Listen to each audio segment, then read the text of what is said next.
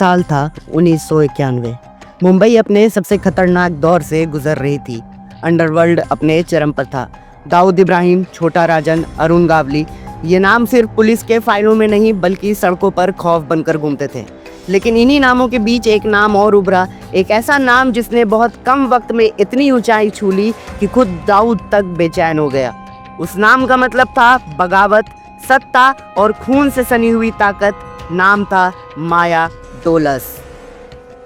माया का असली नाम था महेंद्र डोलस। जन्म डोंबिवली के एक साधारण मराठी परिवार में हुआ। पिता विट्ठल डोलस एक सरकारी मुलाजिम थे, लेकिन माया को जिंदगी की ये सादगी कभी रास नहीं आई। उसे चाहिए थी ताकत, डर और एक ऐसी पहचान जो हर सड़क पर गूंजे। और यही प्यास उसे ले गई अपराध की उस गली में जहां से वापसी नामुमकिन होती है। शुरुआत हुई करिया नाम के एक लोकल गुंडे के साथ, लेकिन माया सिर्फ किसी के लिए काम करने नहीं आया था, वह खुद बादशाह बनने आया था। जल्दी उसने खुद का गैंग बना लिया।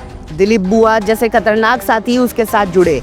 वसूली, धमकी, खून, ये सब अब उसके गैंग का हिस्सा बन चुका था। लेकिन असली ताकत उसे तब मिली जब उसने दाऊद इब्राहिम की डी कंपनी से हाथ मिला लिया। अब उसके पास पैसा था, बंदूकें थी और अंडरवर्ल्ड की सबसे बड़ी ताकत उसके पीछे खड़ी थी।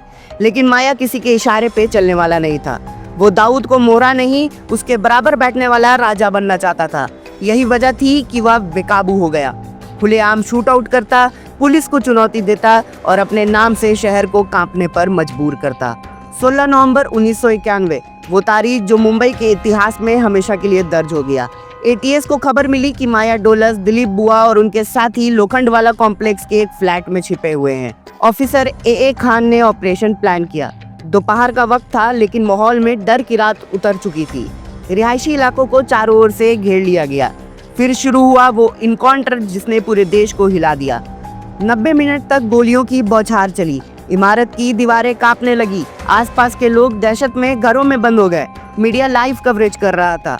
गोलियों की आवाजें एक युद्ध का ऐलान कर रही थी और आखिर में माया डोलस, दिलीप बुआ समेत सभी मारे गए। उनके शरीर गोलियों में छलनी थे। एक गैंग का अंत हो गया, लेकिन बहस की शुरुआत वहीं से हुई। क्या यह इनकाउंटर था या एक प्लान्ड किलिंग?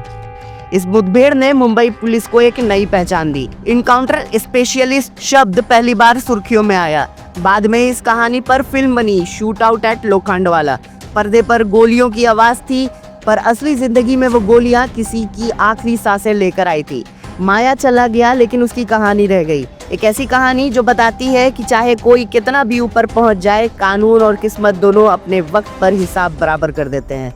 ये थी कहानी माया डोलस की, एक ऐसे गैंगस्टर की जिसने अंडरवर्ल्ड को ललकारा और फिर उसी आग में जलकर राख हो गया।